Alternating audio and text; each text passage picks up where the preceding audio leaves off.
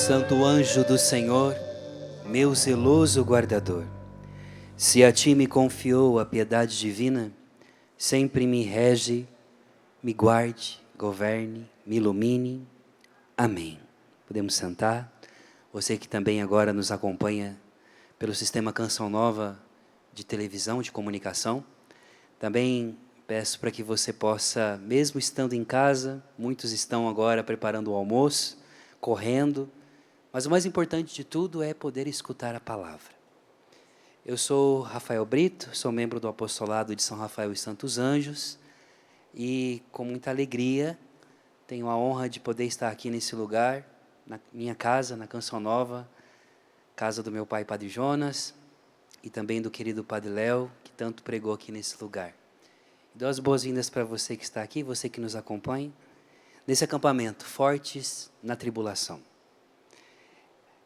E hoje nós temos uma grande tentação, que é a tentação de sentir que, com nossas forças, aquilo que Santo Agostinho, os padres da igreja, combateram muito, que foi uma heresia, a heresia de Pelágio, que hoje nós chamamos de neopelagianismo, que pelas nossas forças, pelos nossos méritos, nós conseguimos alguma coisa.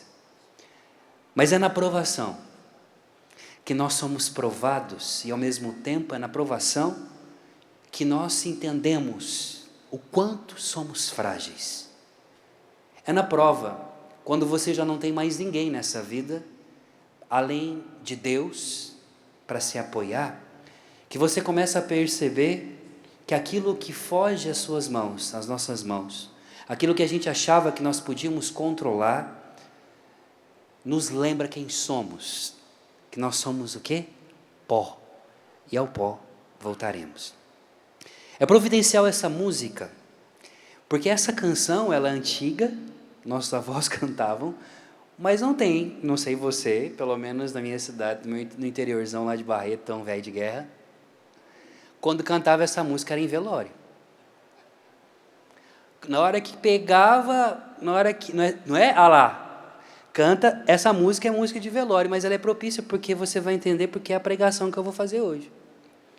Quando colocava os 6 carregador fúnebre, colocava a mão na alça do caixão, começava a segura, como é que é? Na mão de Deus. Aí sempre começa lá no meio, né? Se as águas do mar da vida lá, ó, quiserem te afogar, né? E aqui, eu me lembro que naquele momento, nessa hora do velório, quando começava a cantar essa canção, aí parece cair a ficha. Tipo, aquele ente querido que tinha falecido, agora ele vai ser sepultado. Porque se canta essa música na hora que o morto vai para ser sepultado, sim ou não? Pelo menos lá é assim, parece um ritual, parece um rito. O padre vai lá, faz a exéquia, reza o terço, está tudo tranquilo. Chora bastante no começo, assim as primeiras 3 horas chora e depois cansa de chorar, começa a conversar com um, com o outro, começa a conversar coisa aleatória, falar do morto, que ele era aquilo, que o cara era o maior sem vergonha, já está sendo canonizado no velório. Mas era uma pessoa boa, era isso, aquilo, outro, né? Aí, quando chegava o último momento, sempre esse horário do seguro na mão de Deus é na parte da tarde, depende. Às vezes a pessoa morre de tarde, ela é velada a parte toda da noite, de manhã. Aí, quando é de tarde, umas 2 horas, 3 horas, vai o cortejo fúnebre para poder sepultar. Aí começa, segura na mão de Deus e vai. Né? Ou então, com minha mãe estarei. Não é? Mas é isso. Porque qual é a maior tempestade da vida? Qual é a maior provação que o ser humano vai passar na sua vida? Não é essa provação que você está vivendo agora. Porque é essa provação que você está passando, que eu e você, que nós passamos, minha gente. São provações que, se nós olharmos lá atrás, passamos por coisas piores e estamos aqui. Mas a maior prova que o ser humano vai passar vai ser no momento derradeiro da sua vida. É por isso que os santos e a sabedoria da igreja nos ensina o tempo inteiro a nos lembrar de quem somos e que um dia nós iremos morrer. A palavra em latim, memento mori, lembra-te que um dia morrerás.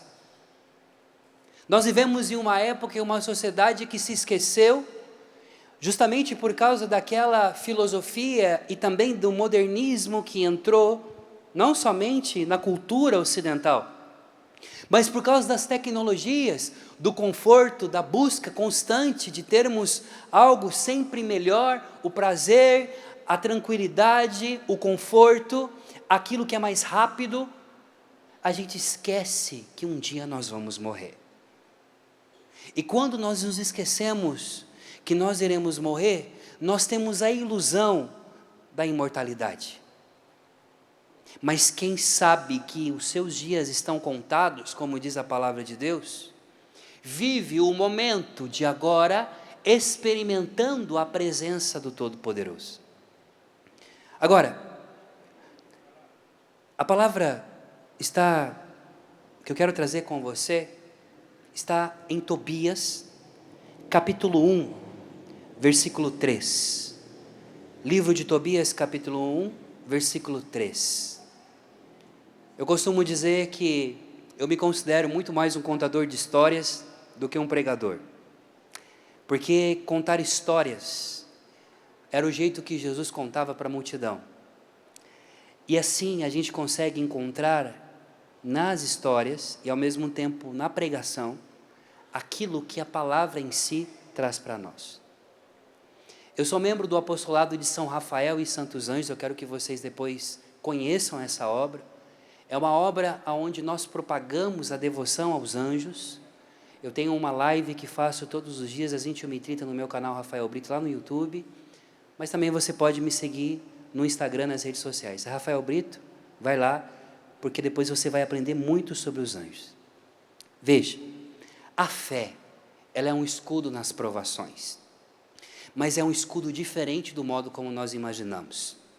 Às vezes nós achamos que a fé vai nos proteger das provas e nos proteger dos sofrimentos, ao contrário. A fé te fará enfrentá-los e a vivenciá-los com um jeito diferente de viver. A palavra se encontra em Tobias, e vamos direto à palavra, e conta a história de um homem chamado Tobit. Na verdade, a história de um rapaz, de um senhor, de um jovem, de um menino, que foi criado pela sua avó. Ele era órfão e criado na sua tribo de Efraim, uma das tribos menores de Israel. Ele era o último dos filhos, o menor, um pequenino. Seus pais faleceram e sua avó cuidou dele. Começa assim a palavra, ele dizendo: Eu, Tobit, trilhei os caminhos da verdade todos os dias da minha vida. Dei muitas esmolas a meus irmãos e a meus compatriotas, deportados comigo para Nínive, na Síria. Quando eu era jovem, estava ainda em minha terra, a terra de Israel, toda a tribo de Neftali, meu antepassado, se separou da casa de Davi e de Jerusalém, cidade escolhida entre todas as tribos de Israel para os seus sacrifícios. Lá é que está o templo de Deus, onde ali habita, onde fora construído e consagrado para todas as gerações.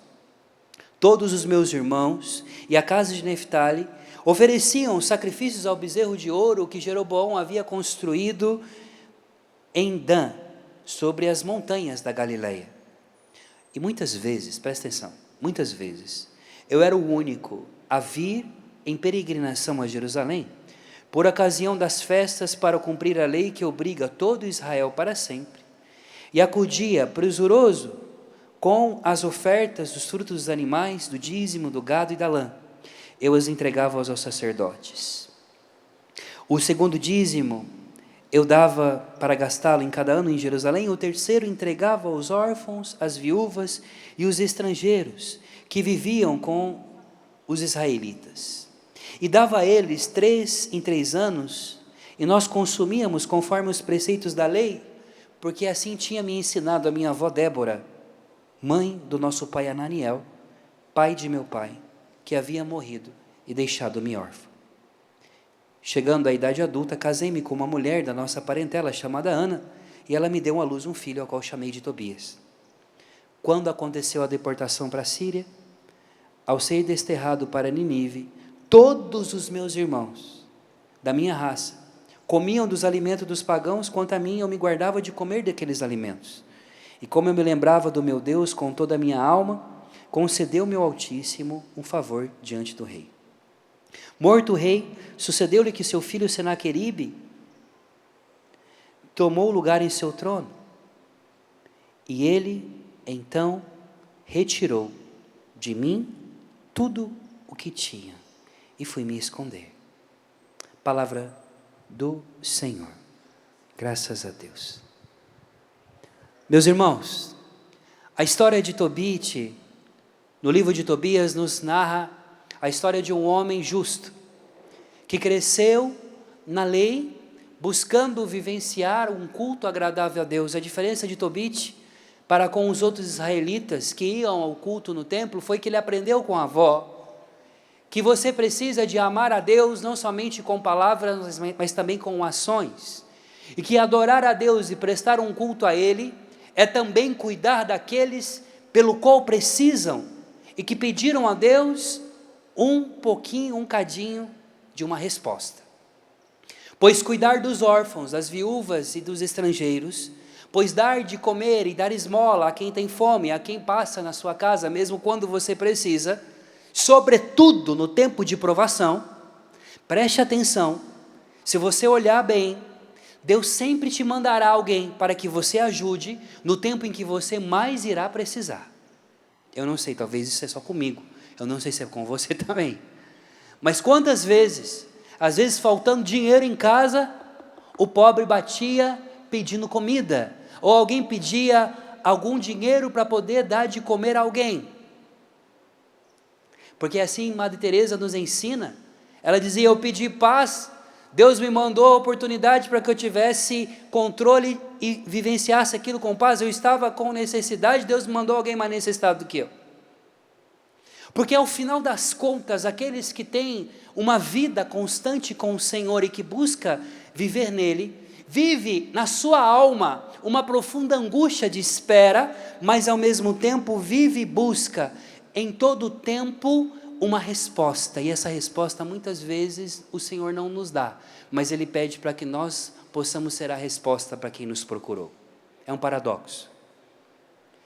E ser forte na tribulação não é você ser melhor do que ninguém, mas é você descobrir na sua vida que independente das circunstâncias de tudo, mesmo quando você estiver na abundância ou não, quando tiver com a conta cheia ou com o cartão vermelho, literalmente, do banco te mandando embora, quando o emprego fechar as portas e quando aquela situação triste acontece, quando a enfermidade bate na sua casa, quando você não pode de forma alguma controlar as situações, porque até então, quando nós temos controle sobre as coisas, às vezes, infelizmente, nem de Deus nós nos lembramos.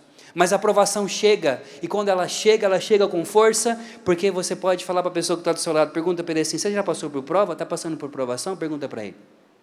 Fala para ele, está passando por alguma provação? Se não, eu tenho uma má notícia para te dar, meu amor. Você vai passar. Porque a vida é uma provação. A gente já nasce na provação. Nós nascemos entre dores do parto. Essa é a vida.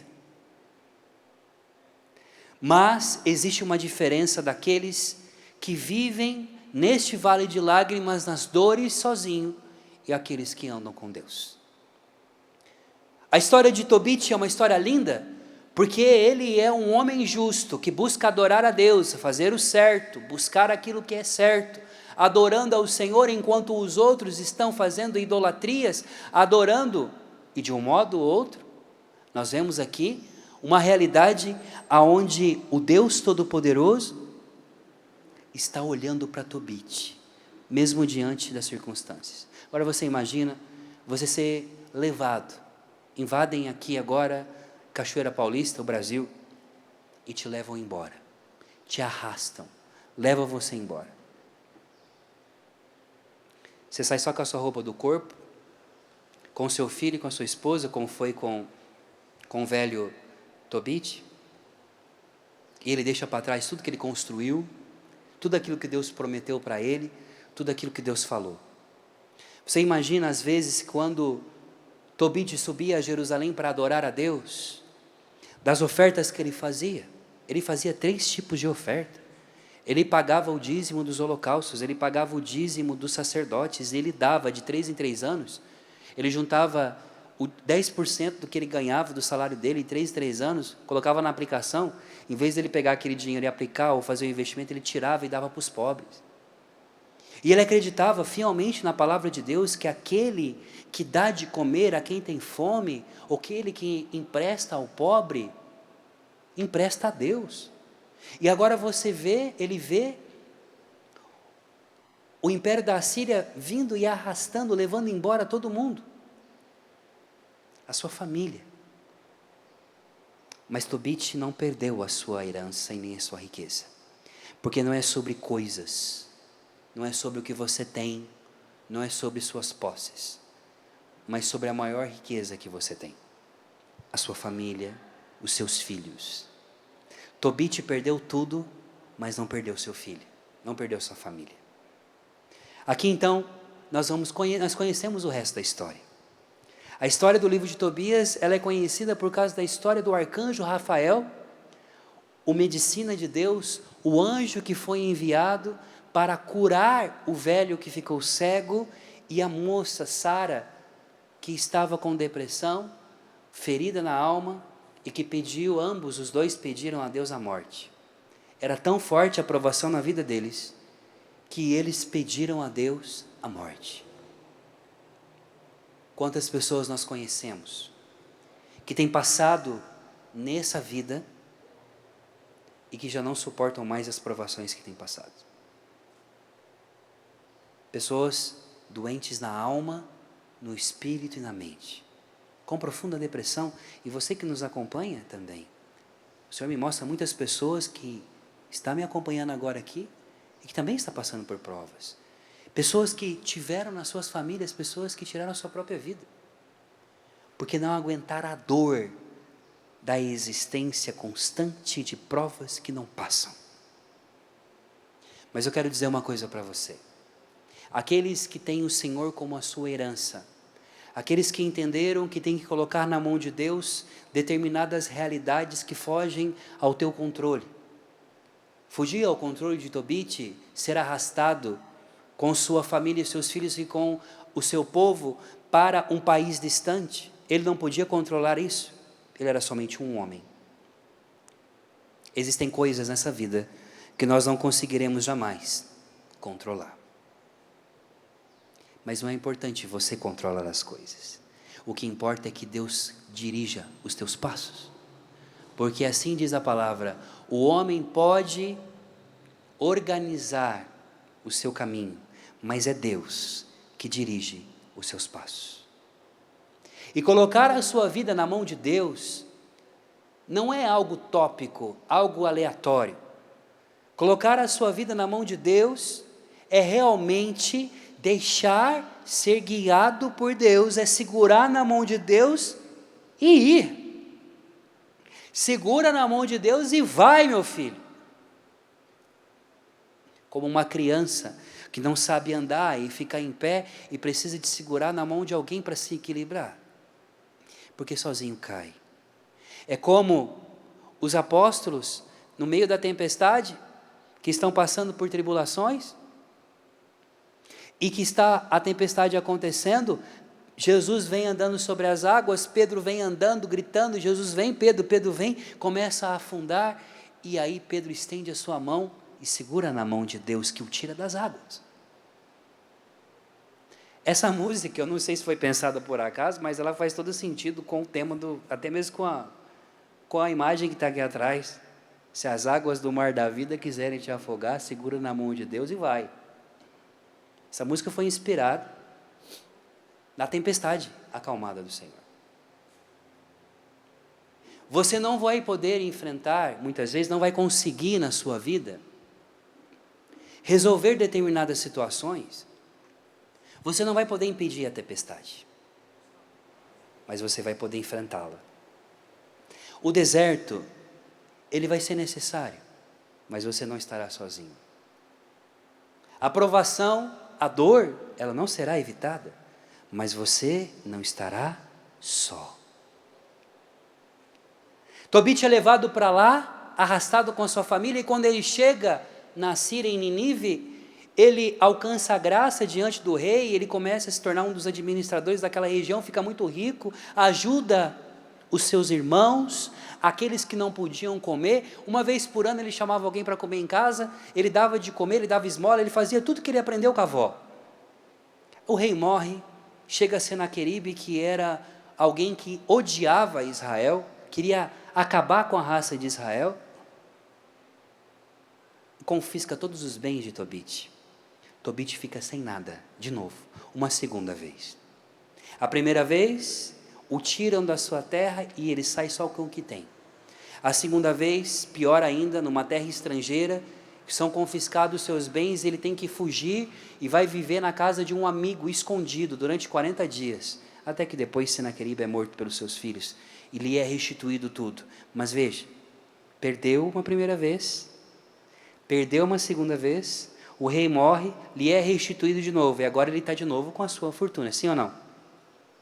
Mas veja o que acontece no capítulo 2, ele continua ajudando, ele continua adorando a Deus, ele é próspero, ele tem tudo o que precisa. No capítulo 2 diz: em nossa festa de Pentecostes, foi-me preparado um excelente almoço e reclinei-me para comer. Quando puseram à mesa com numerosos pratos, eu disse a meu filho Tobias: filho, vai procurar um dos nossos irmãos deportados em Nínive, algum pobre de coração fiel, e traze-o aqui para comer conosco. Esperar-te-ei até que volte, meu filho. Saiu, pois, Tobias à procura de algum pobre entre os seus irmãos, e quando regressou, Tobias disse ao papai, presta atenção, olha o que o filho falou para Tobit: pai, há um homem nosso, do povo, que acabou de ser assassinado. Ele foi estrangulado e foi lançado na praça do mercado, e ainda está lá o corpo dele. Levantei-me imediatamente, deixei meu prato intacto, fui tirar o homem da praça, coloquei-o num quarto, esperando o pôr do sol para enterrá-lo à noite. Tornei a entrar, lavei-me e tomei a refeição na tristeza, recordando-me das palavras que disse o profeta Amós: vossas festas se converterão em luto e todos os vossos cânticos em lamentações. Veja, Tobit no dia da festa de Pentecostes. Que dia que era? Que festa que era? Que festa que era? Pentecostes. A festa que dava e que os israelitas celebravam o dia que Deus havia dado a lei para Israel, a Torá. E esse dia era uma festa. E no dia da festa, ele vai ter que se lidar de novo com o morto. Porque ele fazia isso, Tobit, se ele tivesse no nosso tempo, ele teria uma funerária, porque ele enterrava os mortos, era um gesto de caridade, de misericórdia que ele fazia. Dava sepultura, a última dignidade para alguém. E meus irmãos, que forte. Aquele homem vai, pega aquele corpo que foi estrangulado, coloca no quarto do lado da sua casa. Um judeu não podia tocar um morto porque ele ficava impuro durante muitos dias.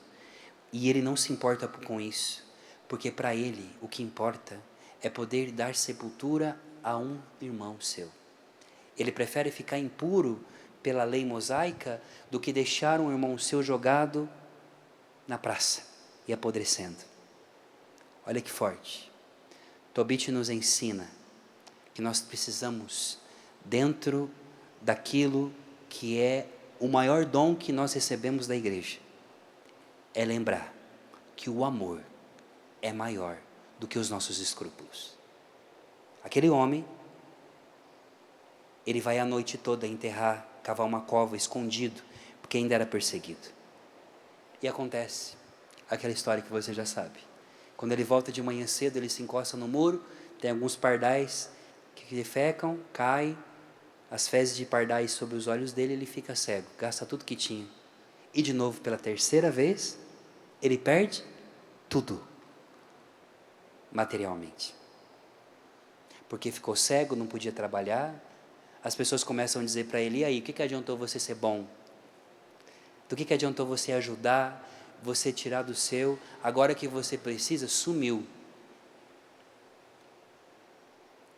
Sabe aqueles amigos que estavam com você, só quando você podia dar alguma coisa. Aí você ficou doente na pandemia, por exemplo, sumiu.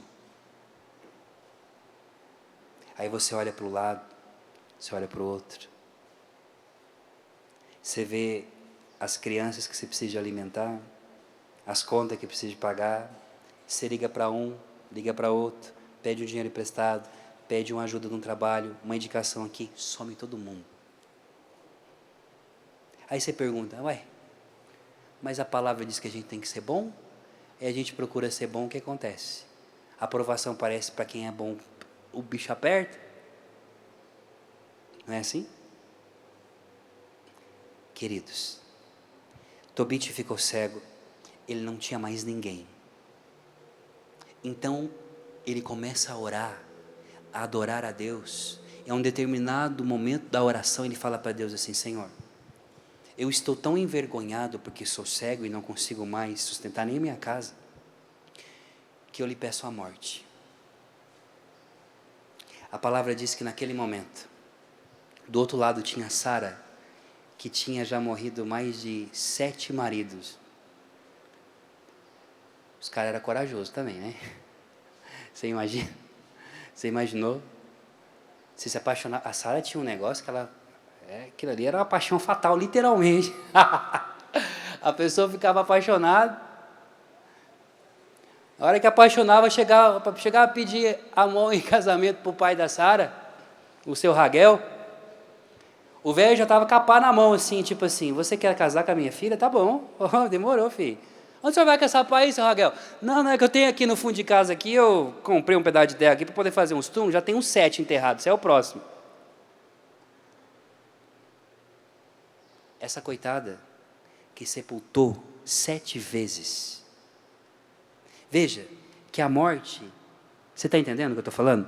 A morte, ela está na vida de Sara, do outro lado do mundo, e a morte, a causa, podemos dizer, da maior provação de Tobit é porque ele foi enterrar um morto, porque ele foi fazer um gesto de caridade. Então veja, a morte, de alguma forma, essa realidade de que você tem a problemática de poder morrer, ou esse clima de velório o tempo inteiro, né? Coloca-nos, nesse texto, algo importante, diante da morte, diante quando você não tem mais nada. O que você vai fazer da sua vida? Recebeu um diagnóstico, o médico te deu tanto tempo de vida, e aí? O que você vai fazer da sua vida? Eu me lembro de mamãe contando para mim, eu recebi uma sentença de morte assim que eu nasci, porque eu nasci de 5 meses e 28 dias, em 83, 900 e poucas gramas, cabia dentro de um sapato, da caixa de sapato. Naquele tempo estava começando esse negócio de incubadora, deu só 72 horas de vida para o Rafael. Eu não ia chamar Rafael, eu ia chamar Marcos Aurélio. Aí uma freira foi lá, falou para minha mãe, olha filha, muda o nome desse menino para Rafael por causa do anjo, por causa do arcanjo, e Deus vai cuidar dele. E ela me batizou com conta-gotas dentro da incubadora. Eu estou aqui hoje. Foi mudado meu nome para o nome do arcanjo Rafael, que é o meu padrinho espiritual, assim dizia a freira. Mas o médico tinha dado 72 horas de vida para mim. E detalhe, mamãe, quando me teve, ela ficou 15 dias, de 14 a 15 dias, na UTI. Minha mãe só foi me ver depois de 15 dias que eu nasci, ela nem tinha me visto ainda. Então, se eu morresse 72 horas, minha mãe nem ia reconhecer o filho dela que ela tinha gerado. Então, já tinha uma sentença. Mas a última palavra não é do homem, mas vem de Deus. Se eu estou aqui hoje, é porque o céu decretou uma outra sentença diferente de todas as expectativas humanas. Assim, meus irmãos, o que eu quero contar com essa história? É que quando chegamos no nosso limite, quando não tem mais nada, é que chegam as respostas de Deus.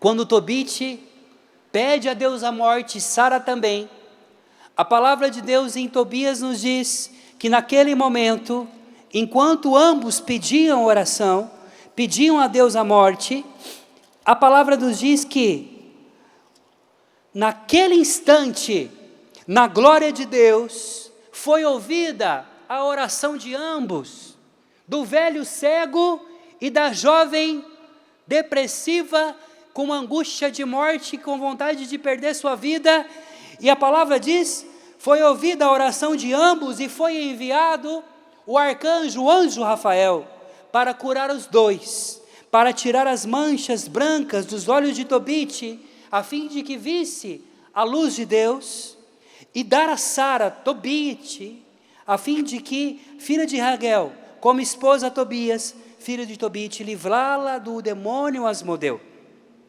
porque Tobias tinha mais direito sobre ela do que todos, quanto a pretendia. Deixa eu lhe dizer uma coisa, na angústia, quando Tobite chorava, na sua oração, ninguém escutava, ninguém via, a sua esposa não escutava, o seu filho não escutava, os amigos que ele ajudou não escutavam, ele estava murmurando, falando para Deus, o que vai acontecer com a gente?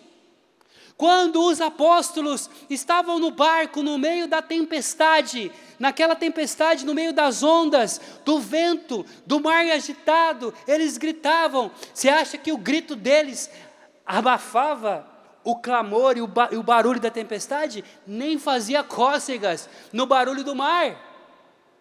É quando a tua oração aparentemente não faz efeito nenhum. Você abre a boca e parece que a sua oração não sobe do teto. Parece que quando você reza, abre a boca e a oração que você está fazendo não está servindo de nada, seu coração vai apertando de um jeito. Já aconteceu isso com você? Você começa a rezar, você começa a pedir, você começa a ficar desesperado, você começa a fazer jejum, você vai à missa, você confessa, você pede conselho, a um determinado momento você não tem mais nada, e você fala, e aí? Aí você abre a boca para falar com Deus, você fala, a voz não sai, e parece assim, tipo, não adianta de mais nada. É por isso que Jesus nos ensina que, quando você quiser ter alguma coisa, alguma recompensa da parte de Deus, não vai na praça, não fala na frente das pessoas, não grite em público, não faça como os fariseus. Entra na porta, entra no teu quarto, fecha a porta atrás de ti. E ora ao teu pai, que te vê no escondido, aonde ninguém te vê. Porque o teu pai que te vê, que te escuta, quando ninguém te vê, quando ninguém te escuta, te recompensará. E qual é a recompensa? O Espírito Santo. E o Espírito Santo, ele é a verdadeira força na tribulação. Nosso Senhor nos ensina em Atos, quando ele está indo embora, ele fala para os discípulos, permanecei em Jerusalém, porque eis que descerá a força do alto, e vós sereis minhas testemunhas em todas as nações da terra. Veja, a força, o Espírito Santo é a força de Deus, o poder de Deus, é o Espírito Santo que é o nosso escudo, a nossa proteção, é aquele que é o advogado, o Paráclitos, aquele que nos defende. Eu só sou forte na provação se eu deixo com que a verdadeira força, que não é minha, mas é de Deus, enche a minha vida. Tobite e Sara começam a pedir, naquele momento, na glória de Deus, a oração de ambos é escutada, Deus chama o arcanjo Rafael e envia Rafael para curar a ambos. E aí, você conhece a história do arcanjo Rafael? São Rafael, que é o chefe dos anjos da guarda, a quem hoje eu invoco nessa pregação. Esse arcanjo que traz a presença da fortaleza, do conforto, da consolação. E se você quiser de fato conhecer São Rafael, na sua grandeza, conhecer, ter amizade com os santos anjos, conheça a obra do apostolado de São Rafael e os santos anjos. É só depois você me seguir no Instagram. Essa segunda-feira, agora, segunda, terça e quarta, 7, 8 e 9, eu farei 3 imersões sobre os anjos, explicando para você como você pode se relacionar melhor com o teu anjo da guarda, e com São Rafael e os arcanjos. Mas veja, o arcanjo vem, chega como um peregrino, se apresenta na porta de Tobit, conduz o seu filho. O Tobit lembra que ele tinha emprestado um dinheiro para o primo dele há muitos anos, um dinheiro que era uma soma muito grande, só que era longe para ir, não sabia ir. Aí ele fala assim, vai lá na praça ver se você conhece alguém aí que tem um caminho para poder levar você até lá, meu filho, porque você é novo.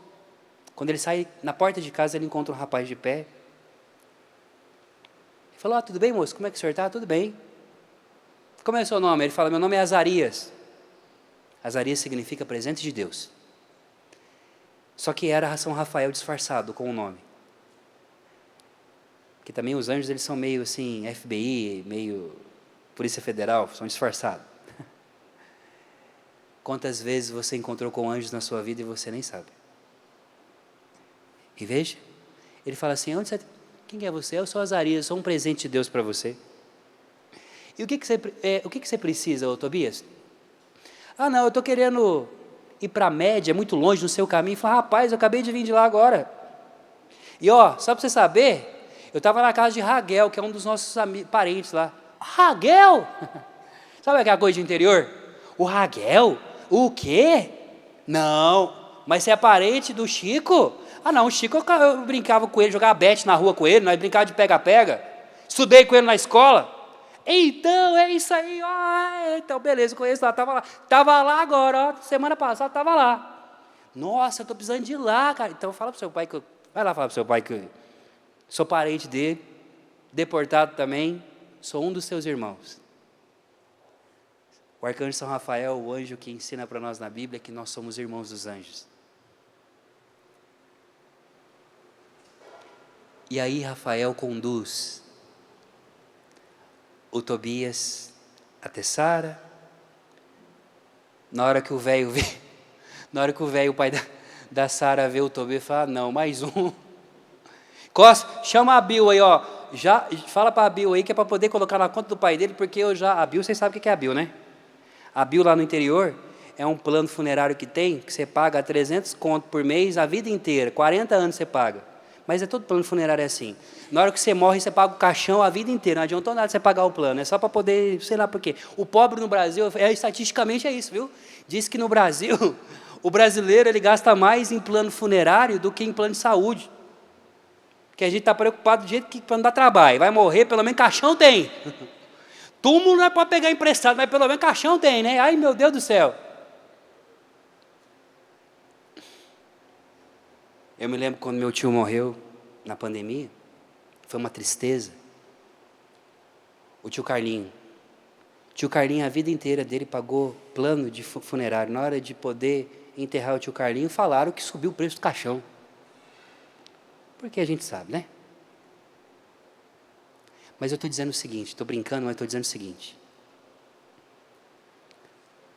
A morte, ela é uma interpelação para mim, para você, para dizer, você, com as suas forças, Rafael, não consegue nada.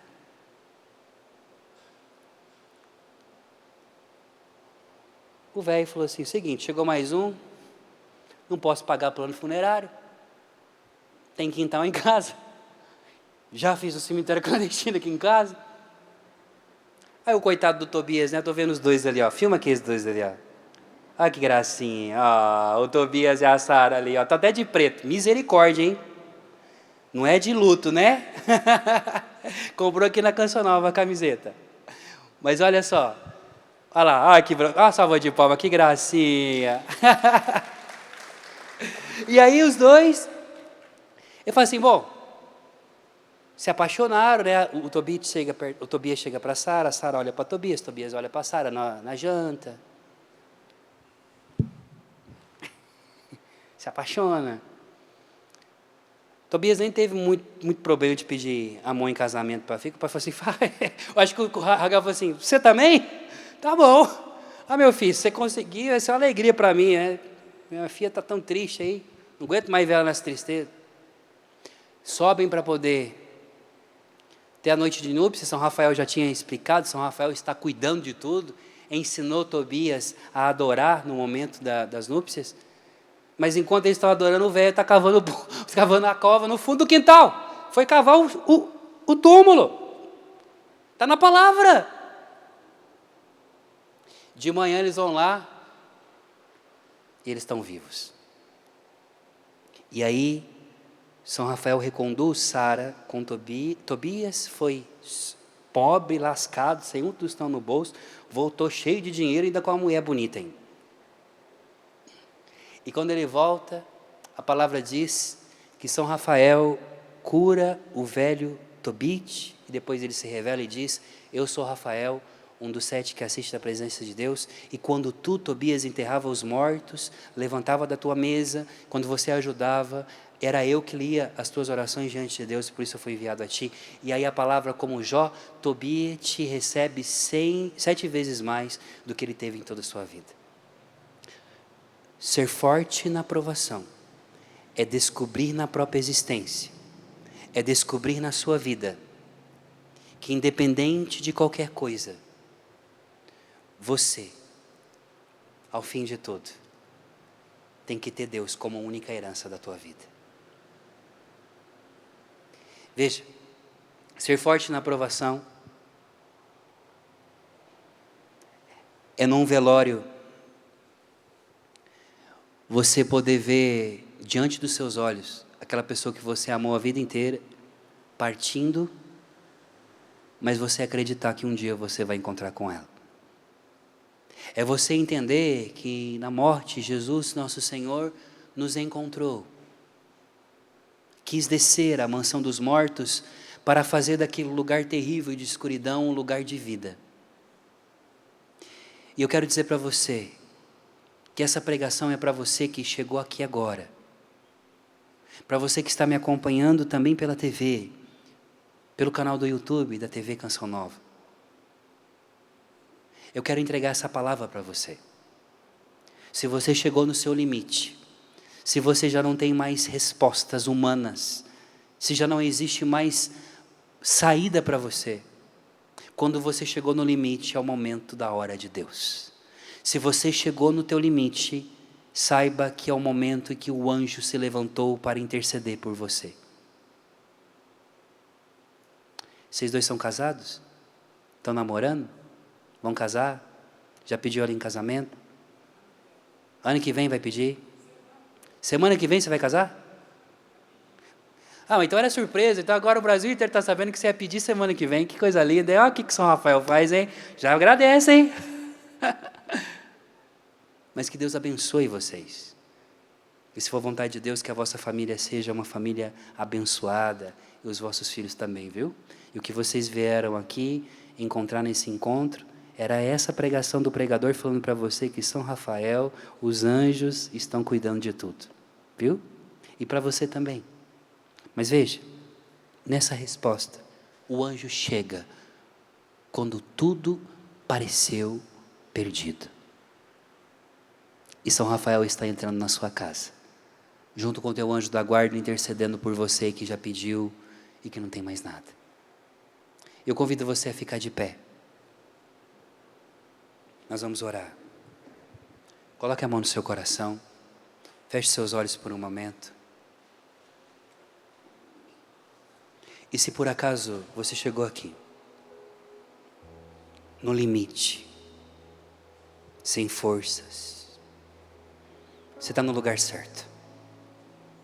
Porque nós precisamos de nos apresentar diante de Deus sem as nossas forças, para ter a única força que é a força do alto, o Espírito Santo.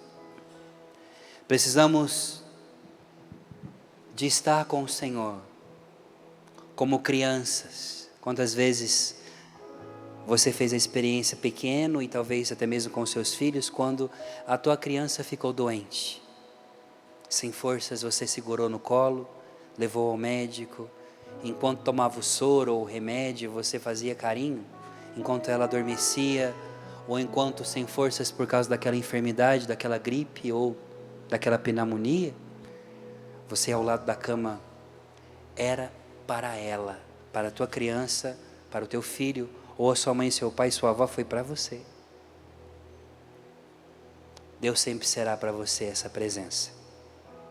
Quando todos se forem, quando as portas se fecharem, quando todos virarem as costas para você. O céu não é indiferente, meu amor. O céu não é indiferente às tuas lágrimas. O céu não é indiferente àqueles que te machucaram, àqueles que te feriram. Você tem Pai no céu. Você tem um Deus que cuida de você. Ser forte na provação não é ser super-homem e super-mulher, ou Mulher Maravilha, mas é esconder-se debaixo das asas do Altíssimo e fazer dele o seu refúgio.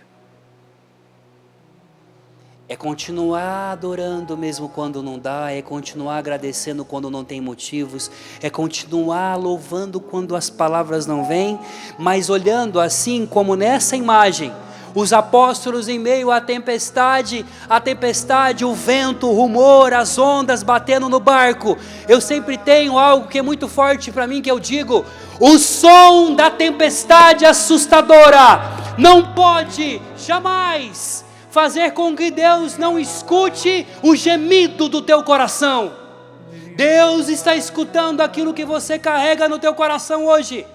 E aqui na Canção Nova, nessa terra eucarística, o Senhor está enviando os anjos, o arcanjo São Rafael, nessa prova, nessa dor, para te lembrar que se você mesmo cego, mesmo sem nada, diante da morte, Deus está contigo e Ele irá se levantar, como alguém que se levanta em favor daquele que clamou. Ele se lembrará dos teus sacrifícios, das coisas pequenas que você fez. Hoje à noite, preparando essa pregação, escrevi um poema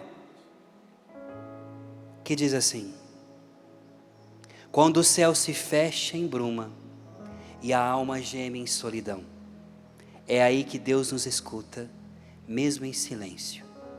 É oração. Na dor, se for fiel à chama, na cruz, se houver perseverança, o que hoje é noite e lágrima, amanhã será esperança. Segura na mão de Deus. Você não morreu ainda. Você não está indo para o caixão. Mas às vezes tem situações na vida que parece que a gente morreu por dentro. Eu quero declarar em nome de Jesus aqui e para você que nos acompanha pela TV. O Senhor está dizendo para você agora, meu filho, minha filha, levanta-te, coragem, levanta desse túmulo, levanta desse lugar onde você sepultou teus sonhos, pois o Senhor está enviando os anjos, e de um modo especial, os anjos da ressurreição, para anunciar que Ele ressuscitou, e que tudo aquilo que está na sua vida, ressuscitará com Ele também. Como é? Segura na mão de Deus. Canta. Segura na mão de Deus. Segura na mão do seu irmão aí, vai. Pois ela te sustentará. Não temas, força. Não temas, declare, segue adiante e não olhes para trás. Segura na mão de Deus e vai. Segura na mão de Deus. Segura na mão de Deus. Segura na mão de Deus, pois ela te sustentará. Não temas, segue adiante e não olhes para trás. Segura na mão de Deus e vai. Senhor Jesus, que nesse momento o Senhor se manifeste sobre a nossa vida e derrame sobre todos aqueles que aqui se encontram e que nos acompanha pelo sistema Canção Nova de comunicação. Que o Senhor responda enviando São Rafael e os anjos para trazer as respostas que você veio buscar. A salva de palmas para Jesus.